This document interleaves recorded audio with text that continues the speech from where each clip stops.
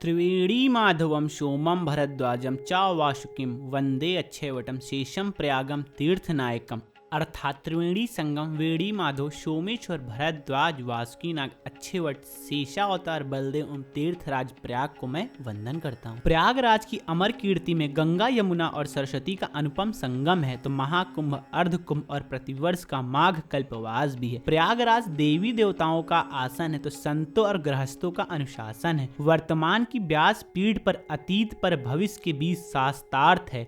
इस साल 2025 महाकुंभ का आगाज हो चुका है। ऐसे में करोड़ों श्रद्धालु महाकुंभ पहुंचने वाले हैं और उनका एक ही सवाल है, महाकुंभ पहुंचने के बाद, त्रिवेणी संगम में स्नान करने के बाद और कौन कौन से वह स्थान है जहां पर जाकर उनको विजिट करना चाहिए, कौन कौन से मंदिर है जहां जाकर उनको दर्शन करना चाहिए। क्योंकि प्रयागराज के तीर्थ में हमारा सनातन मुस्कुराता है। यहाँ के मंदिरों से होकर हमारी पौराणिक कथाएं यात्रा करती और प्रयागराज के इन आस्था के केंद्रों में हम अपने गौरवशाली अतीत और अपने चरित्र नायकों के दर्शन करते हैं। उनकी ध्वजा में फहरा रही पुरखों की तपस्याओं को हम प्रणाम करते हैं। वैसे तो प्रयागराज में जगह जगह मंदिर हैं, गंगा यमुना के घाट हैं, हमारी संस्कृति और परंपराओं के ठाट हैं, लेकिन यहाँ आने वाले भक्तों के लिए कुछ विशेष मंदिर और कुछ विशेष टूरिस्ट प्लेस के बारे में आज की वीडियो में हम आपको जानकारी दे रहे हैं और उनके बारे में बता रहे हैं। तो वीडियो को आखिर तक देखिए। अगर वीडियो पसंद आता है तो वीडियो को लाइक कर दीजिएगा और ज्यादा से ज्यादा महाकुंभ आने वाले भक्तों में शेयर कर दीजिएगा। तो चलिए हमारे साथ विजिट करिए तीर्थराज प्रयागराज दर्शन। त्रिवेणी संगम, महाकुंभ 2025 में पहुंचने वाले भक्त सबसे पहले त्रिवेणी संगम में जाकर ही स्नान करते हैं। कहते हैं 3 शक्तिशाली नदियों के संगम ने ऐतिहासिक शहर प्रयागराज में त्रिवेणी संगम का निर्माण किया। प्रयागराज की मुख्य पहचान ही त्रिवेणी संगम से जुड़ी हुई है। त्रिवेणी संगम एक विशेष स्थान है जहाँ पर गंगा, यमुना और अदृश्य रूप में सरस्वती नदियों का मिलन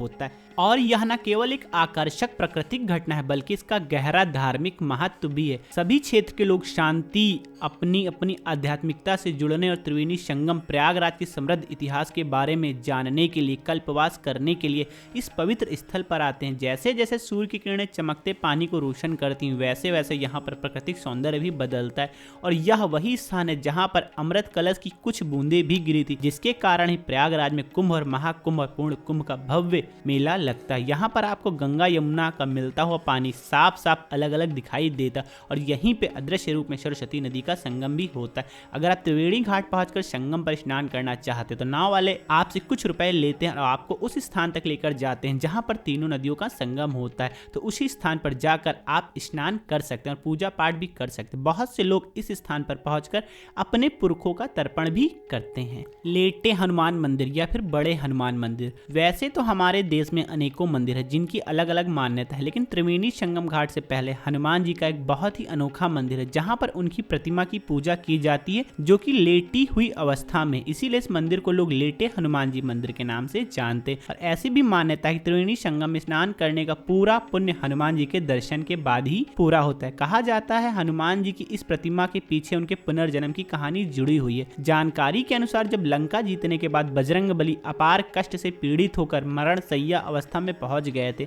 तब माँ जानकी ने इसी जगह पर उन्हें अपना सिंदूर देकर नया जीवन और हमेशा आरोग्य रहने का आशीर्वाद दिया था। इसके साथ ही माँ जानकी ने यह भी कहा था कि जो इस त्रिवेणी तट पर संगम स्नान पर आएगा उसको संगम स्नान का असली फल तभी मिलेगा जब वह हनुमान जी के दर्शन करेगा। माता जानकी के सिंदूर दिए जाने के बाद से इस मंदिर में आने वाले भक्त बजरंगबली को सिंदूर दान करते हैं और इसे बहुत ही शुभ माना जाता है।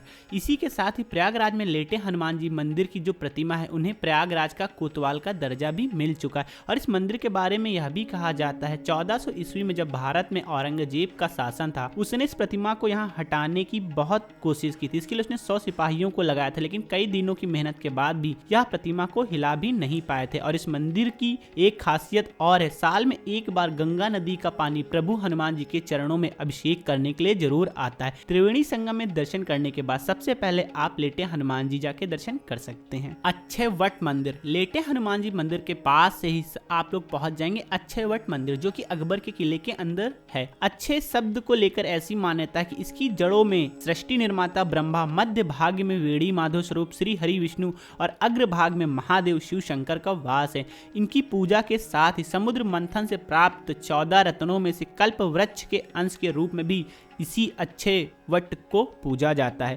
प्राप्त आलेखों के अनुसार सर्व सिद्ध प्रदान करने वाली आध्यात्मिक शक्ति के केंद्र के तौर पर प्रसिद्ध अक्षय वट ने मुगल काल और अंग्रेजों के शासन में कुप्रभाव का दंश भी झेला, मगर इसके बावजूद वह बना रहा। आज यह वृक्ष सनातन धर्म के ध्वजवाहक के तौर पर विश्व भर में अपनी पहचान को पुख्ता करता है। इसके अलावा ही प्रभु श्री राम को जब वनवास हुआ था तो प्रभु श्री राम ने वनवास के समय जब प्रयागराज पहुंचे तो प्रयागराज में गंगा यमुना सरस्वती के संगम में स्नान करने के बाद प्रभु श्री राम इसी अच्छे वट के नीचे इन्होंने 3 रात्रि का विश्राम भी किया था। इसीलिए इसका जो महत्व रामायण काल से भी जुड़ा हुआ है। इसके अलावा अकबर के किले में ही पातालपुरी मंदिर भी बना हुआ है, तो आप लोग पातालपुरी मंदिर जाके भी विजिट कर सकते हैं। पातालपुरी मंदिर के ऊपर भी आपको एक अच्छे वट देखने को मिल जाता है जहाँ पे भी आपको दर्शन होते हैं। लेकिन मैंने जो अच्छे वट बताया जहाँ पे प्रभु श्री राम ने 3 रात्रि का विश्राम किया था, वो अकबर किले में पीछे की तरफ है, अलग से रास्ता जाता है। तो आप पातालपुरी मंदिर में दर्शन करिए, अच्छे वट में दर्शन करने के बाद बाहर आ जाइए। इसके बाद आपको जाना है श्री शंकर विमान मंडपम मंदिर। यह मंदिर भी लेटे हनुमान जी मंदिर के पास में ही बना हो। इस मंदिर का निर्माण श्री कांची कमकोठी पीठ ने 1976 में किया था। यह विशिष्ट द्रविड़ स्थापत्य शैली में बनाया गया। इस मंदिर में 3 मंजिलें हैं। एक मंजिल में आपको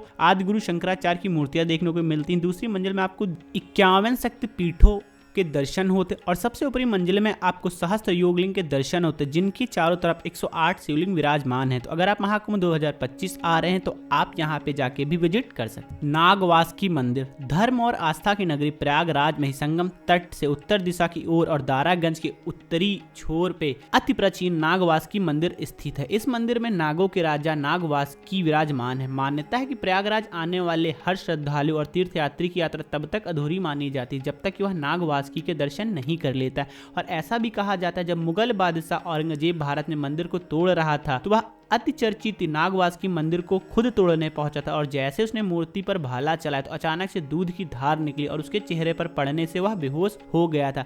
इसके अलावा नागवासुकी मंदिर का इतिहास पौराणिक कथाओं से भी जुड़ा हुआ। कहते हैं जब समुद्र मंथन में देवताओं और असुरों ने नागवासुकी को सुमेरु पर्वत पर लपेटकर उनका प्रयोग रस्सी के तौर पर किया था तो वह समुद्र मंथन के बाद नागवासुकी पूरी तरह से लहलुहान हो गए थे और भगवान विष्णु के कहने पर उन्होंने प्रयागराज पर इसी जगह पर आराम किया था।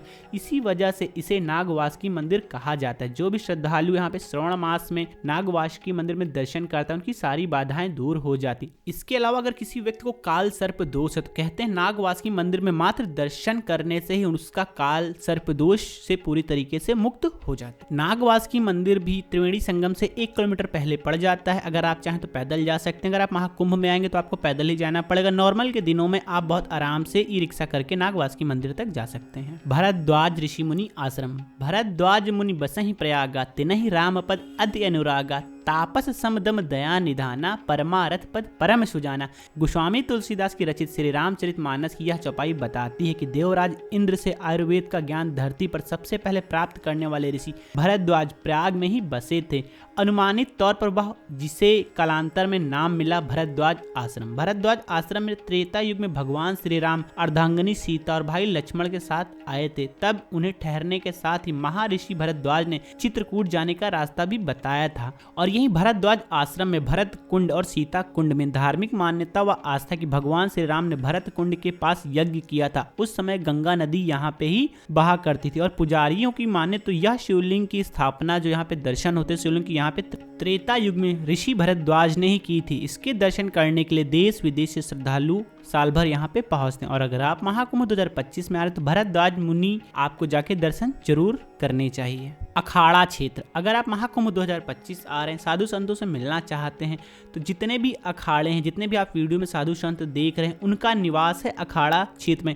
यहाँ तक जाने के लिए आपको पीपे वाला पुल 6 नंबर 7 नंबर इन दोनों पुलों से आप पार करके गंगा जी के उस पार पहुंच जाएंगे और यहीं पे आपको जितने अखाड़े हैं और यहाँ पे जितने साधु संत यहीं पे आपको सारे दर्शन हुए। यहीं पे पूरे अखाड़ों का परिसर बनाया गया है। आलोप शंकरी देवी शक्तिपीठ मंदिर। शायद बहुत कम लोगों को पता होगा कि प्रयागराज में भी शक्तिपीठ मंदिर है जिसका नाम है आलोप शंकरी देवी शक्तिपीठ मंदिर, जो कि 51 शक्तिपीठ में से एक है। और इस मंदिर की खासियत, आपने सभी मंदिरों में मूर्तियां देखी होंगी लेकिन यहाँ पर आपको किसी भी मूर्ति के दर्शन नहीं होते। बिना मूर्ति के यहाँ पे एक झूले के दर्शन होते हैं और इससे लोग आलोप देवी मंदिर के नाम से भी जान। मान्यता है जब देवी सती अपने पिता दक्ष के घर बिना बुलाए यज्ञ में पहुंच गई और उनका और और उनके पति महादेव का अपमान हो। इससे निराश होकर देवी सती यज्ञ में अग्नि में कूद गई और उन्होंने अपने प्राण त्याग दिए। शिव ने क्रोधित होकर देवी सती के मृत शरीर के हाथों में लेकर तांडव करना आरंभ कर दिया। तांडव से दुनिया नष्ट ना हो जाए, इस वजह से भगवान विष्णु ने सुदर्शन चक्र चलाकर सती के शरीर के टुकड़े कर दिए। देवी के शरीर के अंग जहां जहां गिरे वहां शक्तिपीठ स्थापित हुए। प्रयागराज में इस स्थान पर देवी सती के हाथ का पंजा कटकर गिरा, लेकिन यहाँ एक कुंड में गिरते ही आलोप यानी गायब हो गया।